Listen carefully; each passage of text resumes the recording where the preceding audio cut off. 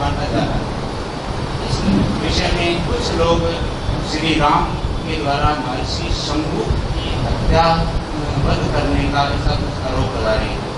तो मैं आपके माध्यम से और सभी सभासदों को ये है मतलब ये ज्ञान हो जाए कि ये क्या विषय है। बैठिए। ऐसा है, अंग्रेजों ने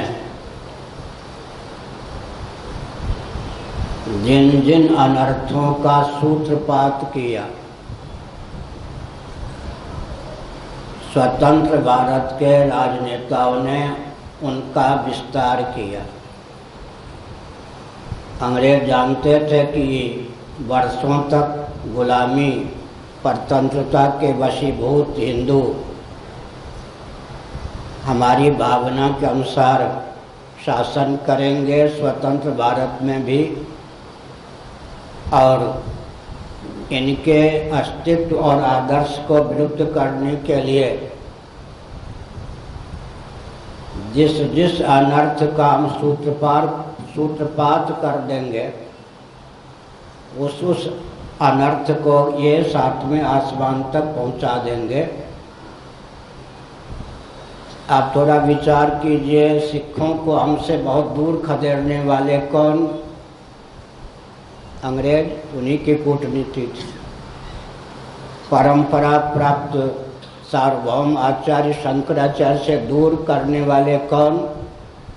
अंग्रेज। गंगा जी को विकृत विलुप्त करने की भावना से गंग नहर को बनाने वाले कौन? अंग्रेज।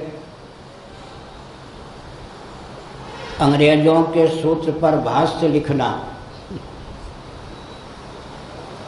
ये राजनेताओं ने अपना दायित्व समझा।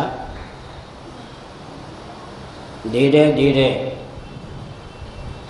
विषाक्त वातावरण प्रस्तुत करने के लिए सबसे पहला षड्यंत्र दिया गया, ईश्वर अल्लाह तेरे नाम।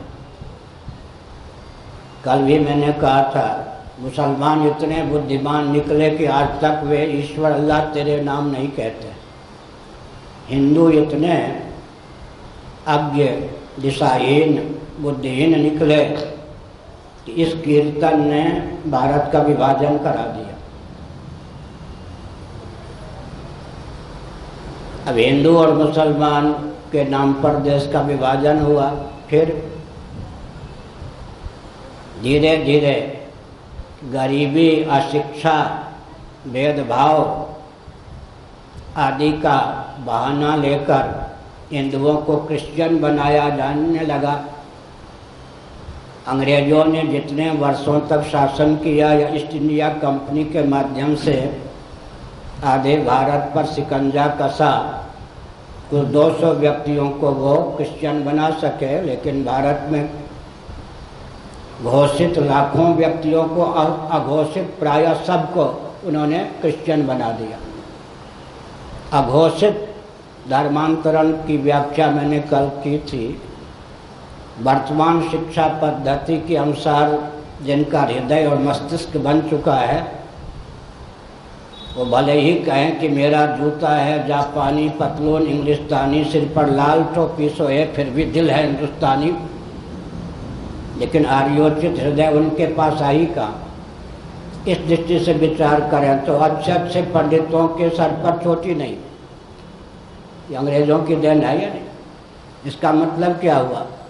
इसका अर्थ ये हुआ कि अघोषित धर्मांतरण प्रायः हिंदुओं का कर दिया गया। बीज रूप में गिने चुने व्यक्ति सचमुच में सनातनी बच गए। हिंदू मुसलमान के बाद फिर सवर्ण असवर्ण के नाम पर हिंदुओं को विखंडित किया गया। बहुत सूझबूझ का परिचय देते हुए भारतीय संविधान की 25वीं धारा में जैन, बौद्ध, सिख और लिंगायत, ब्रह्मकुमारी, आर्य समाजी ये सब हिंदू के रूप में परिभाषित किए गए। एक एक वर्ग को पृथक अल्पसंख्यक घोषित किया गया और किया जाने वाला। 4 वर्ष पूर्व जब पार्लियामेंट का चुनाव होना था, कांग्रेस ने जो आजकल कांग्रेस के अध्यक्ष हैं, उन्होंने ही जैनों के एक तबके को अल्पसंख्यक घोषित किया। अब उनका विचार है कि लिंगायत भी हिंदुओं से पृथक हो जाएं और भाई बहन का समान हिस्सा विवाह के बाद भी घर में फूट डाल दी। पत्नी भाजपा की ओर से चुनाव लड़ती है तो पति कांग्रेस की ओर से एक के घर में फूट डाल दी, संयुक्त परिवार तोड़ दिया। तो फूट डाल करके राज्य करने के रसिक बन गए हैं राजनीतिक दल। उनको एक बहाना मिल गया है कि परंपरा प्राप्त सनातन वैदिक आर्य सिद्धांत जो है संकीर्ण है, राग द्वेष मूलक है, भावुकता मूलक है। उसी संदर्भ में वाल्मीकि रामायण का आपने उदाहरण दिया। भगवान रामभद्र राजा थे या नहीं? तो राजा को संविधान के आधार पर दंड देने का अधिकार है या नहीं? संविधान का जो उल्लंघन करेगा वह दंड पाएगा। आज भी यह नियम है या नहीं? अंतर यह है कि राष्ट्रभक्तों को अपराधी घोषित किया जाता था अंग्रेजों के शासनकाल में। आजकल देशभक्तों को अपराधी घोषित किया जाता है स्वतंत्र भारत में। ध्यान गया या नहीं? जब हमने श्री राम सेतु की रक्षा की आवाज़ बुलंद की, चीन की सीमा से लेकर रामेश्वरम तक यात्रा की, दक्षिण भारत में प्रवेश किया, तो करुणानिधि ने कहा पुरी के शंकराचार्य राष्ट्रद्रोही हैं। टी.एन. बालू ने कहा इनको राष्ट्रद्रोह का दंड देना चाहिए। वो लोग दंडित हो गए, हमको तो दंड देने की क्षमता उनमें नहीं थी। लेकिन श्री राम सेतु को विखंडित करने का अभियान चलाने वाला राष्ट्रभक्त और श्री राम सेतु को सुरक्षित रखने की बात कहने वाला राष्ट्रद्रोही, हम कैसे समझें कि भारत स्वतंत्र है? अब रह गई बात आपने जो कहा तपस्या में, तपस्या का अर्थ भिन्न भिन्न है।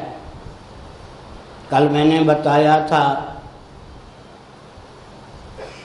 पूर्व कर्म नियंत्रित जन्म, जन्म नियंत्रित वर्ण, वर्ण नियंत्रित आश्रम, वर्णाश्रम नियंत्रित पुनः कर्म, वर्ण धर्म आश्रम धर्म। सेवा का प्रकल्प छोड़कर ब्राह्मण क्षत्रिय के लिए जो तप विहित वानप्रस्थ आश्रम आदि की दृष्टि से उस तप का आलंबन अगर कोई उस तप में अनधिकृत व्यक्ति करता है तो राजदंड का अधिकारी होता है या नहीं?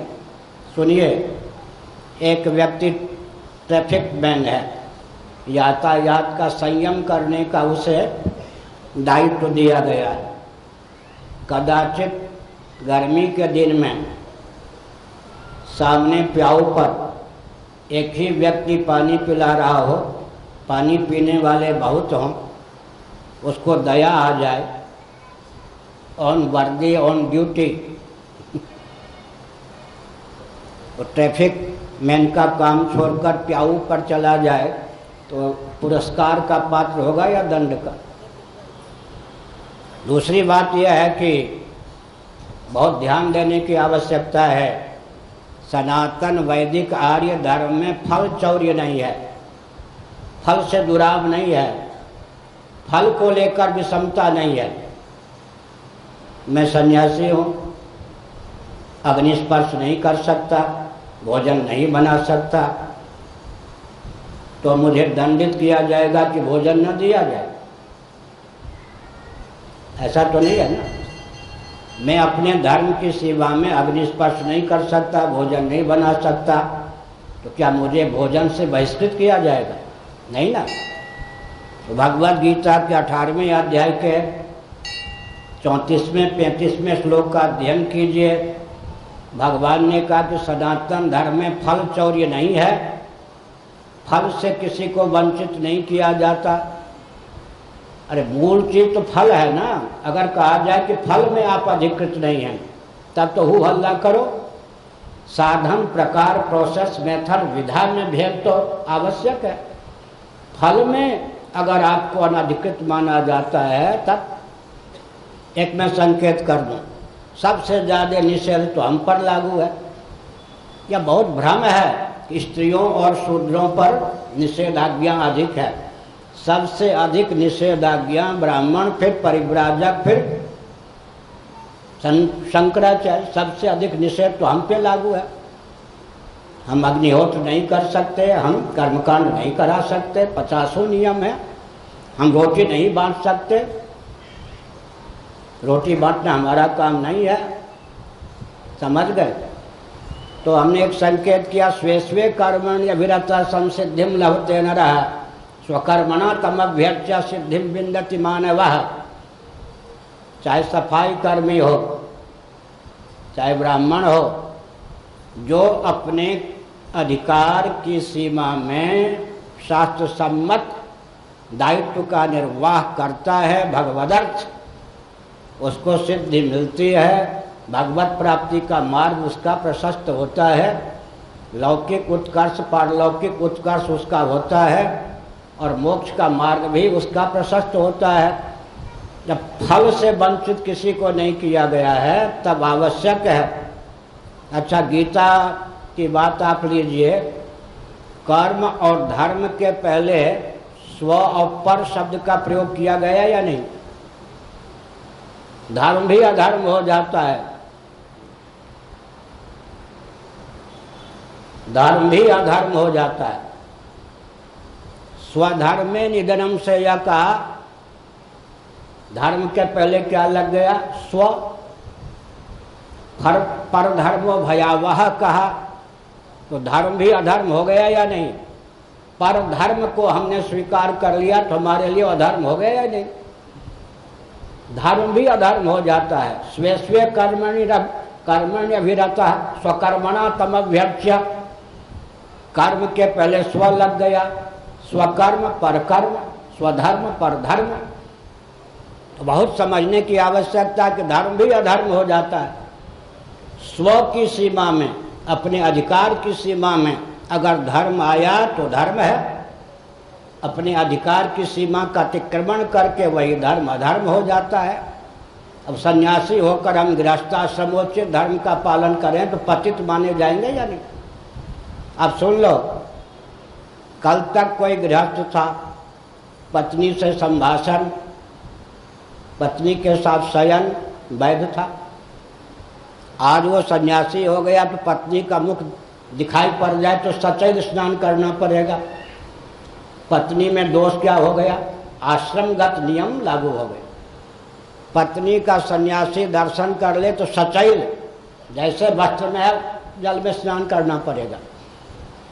कल तक पत्नी धर्मपत्नी थी, आज पत्नी के रूप में नहीं रह गई, क्योंकि विधिवत संन्यास लिया। पत्नी से द्वेष हो गया क्या? ना। तो हमने यह कहा, सद्गति का मार्ग स्वे स्वे कर्मण्य व्रता संसिद्धिम लभते नरः के अनुसार था, लेकिन उसने बलपूर्वक ब्राह्मणोचित क्षत्रियोचित तप का आलम्बन लिया। उसके देखा देखी लाखों उसकी बिरादरी के व्यक्ति अपने धर्म का पालन छोड़ करके फिर तपस्या में मन लगाकर देश की सेवा व्यवस्था को चरमराते या नहीं, असंतुलित करते या नहीं, उन्माद पैदा करते या नहीं। इसलिए क्या हुआ? उसको जो दंड देना चाहिए था, लेकिन एक विचित्र बात है, भगवान जिसको दंड देते हैं वो द्वेष पूर्वक किया। आज भी अगर कोई जज न्यायाधीश कहता है इस व्यक्ति को 5 कोड़े मारो, जो अधिकृत है कोड़े मारने में वो 6 कोड़े मार देता है तो दंड का अधिकारी होगा। और जहाँ कोरे का प्रयोग नहीं करना चाहिए वहाँ कोरे का प्रयोग कर देता है तो द्वेष पूर्वक वो भी दंड का पात्र होगा। दंड में कर्मकांड जानते हैं ना, कर्मकांड में दो चीज़ों का ध्यान रखा जाता है, अन्यून हो अनतिरिक्त हो। न्यूनता भी दोष है, अतिरिक्तता भी दोष है, तो दंड में भी न्यूनता भी दोष है। इस अपराध का जितना दंड होना चाहिए माप तोलकर उससे न्यून दंड देने वाला राजा दंड का पात्र होता है, न्यायाधीश दंड का पात्र होता है। अधिक दंड दे दिया तो फिर न्यायाधीश दंड का पात्र होता है। ऐसी स्थिति में ब्राह्मणों को भी बहिष्कृत किया गया है या नहीं, जिन्होंने स्वधर्म का परित्याग किया। अच्छा सुनिए, जिस वाल्मीकि रामायण की ये बात कही गई, उसी वाल्मीकि रामायण में यह लिखा है कि रावण ब्राह्मण था। उत्तम कुल पुलस्त्य कर नाती शिवरंश भूजे बहुभांति, रामचरितमानस में अनुवाद किया गया।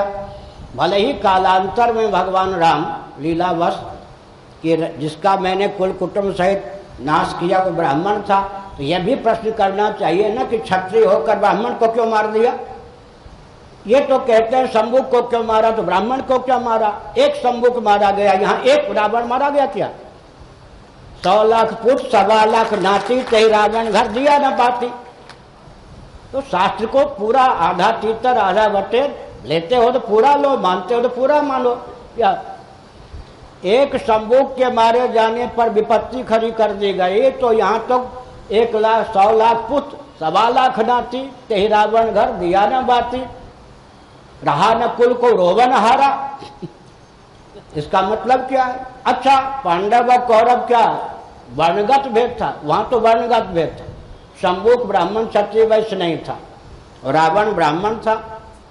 लेकिन दुर्योधन, अरे भांजा कौन थे श्री कृष्ण, मामा कौन थे कंस, दोनों में बिरादरी का अंतर था क्या। यहाँ भी द्वेष मानेंगे क्या। भगवान कृष्ण ने मामा की कचुमर निकाल दी समझ गए, ठीक है या नहीं। और युधिष्ठिर जी ने माद्री के भाई शल्य को मार दिया, और दुर्योधन बेटे पोते के सहित भाइयों के साथ मारा गया।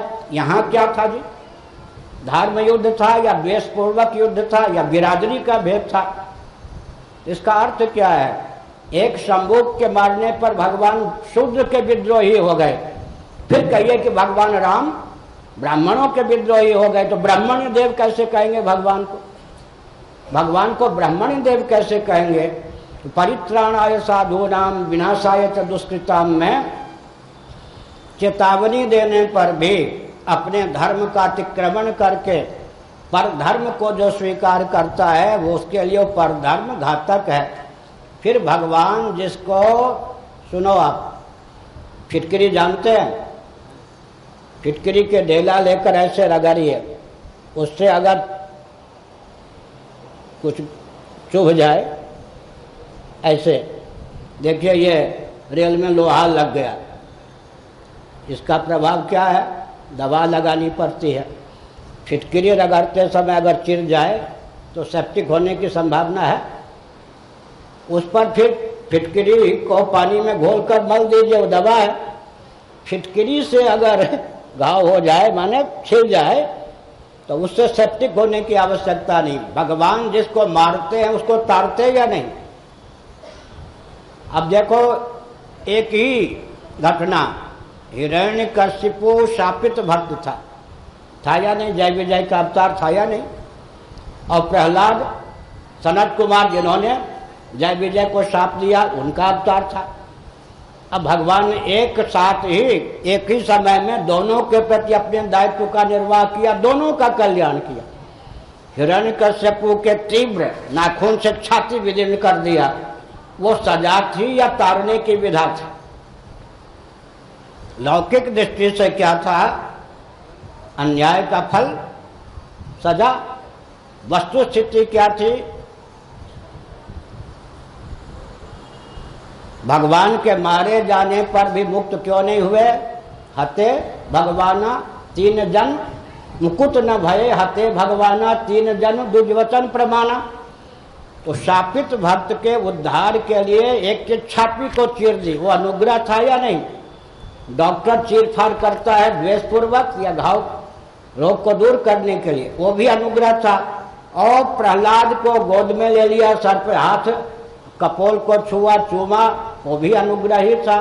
एक जगह कोप के रूप में अनुग्रह प्रकट हुआ, एक जगह साक्षात कृपा के रूप में, लेकिन वो कोप प्रातिभाषिक था या नहीं? निर्वाणदायक क्रोध जाकर हम भी क्रोध करते हैं और भगवान भी क्रोध करते हैं। भगवान जब क्रोध करते हैं तो हृदय को शीतल कर देता है उनका क्रोध। निर्वाण माने मोक्ष, प्रतिबंध का निवारक है। तो कैसे राग द्वेष हो गया? फिर तो क्या कहेंगे? और क्षत्रियों से भी युद्ध हुआ या नहीं भगवान राम का? ब्राह्मणों से भी युद्ध हुआ या नहीं? और शंभू को चेतावनी देने पर भी उसने पर धर्म का परित्याग नहीं किया, स्वधर्म का परित्याग कर दिया। तो तपस्या का जो फल होना चाहिए था वो दिया या उसके प्राणों का हरण किया? भगवान के हाथ जो मारा जाता है उसको भगवान लोक की प्राप्ति होती है नहीं? क्या भगवान राम ने क्या कहा जटायु से? पिताजी को, क्योंकि आप वहीं जाएंगे जहां मेरे पिताजी गए। देखिए, कहा महाराजा दशरथ, कहीं जटायु गीध। सीता हरण की बात मेरे पिताजी से मत कहिएगा, उनको कष्ट होगा, क्योंकि मेरे पिताजी जहां दिव्य लोक में हैं वहां आपको मैं भेज रहा हूं। अगर मैं राम हूं ही तो रावण जब अपने पाप के फलस्वरूप, वो भी शापित भक्त था, मारा जाएगा तो उसको भी वही गति होगी। वो स्वयं बताएगा कि इस कर्म का फल मुझे ये मिला। अब देखिए, पिता महाराजा दशरथ को वही लोग जो गीध को, और वही लोग रावण को। फल में क्या भेद हुआ जी? फल में भेद नहीं हुआ ना। तो हमको जो संकीर्ण दृष्टि से राग द्वेष भगवान में भी दिखाई पड़ता है। फिर गांधी जी के अनुयायियों से पूछिए, राम राज्य क्यों डरते थे? वो अगर राम से ही द्वेष था तो राम राज्य क्यों डरते थे? कांग्रेसियों को पूछिए, भाजपाइयों को पूछिए, हिंदू हिंदू क्यों डरते हो? फिर राम जी से अगर दुश्मनी है, राम जी ने ही गलत किया, राम जी के भी कान पकड़ने की क्षमता तुम रखते हो, उससे पहले अच्छा अपना कान पकड़ के प्रायश्चित कर लो। हर हर महादेव।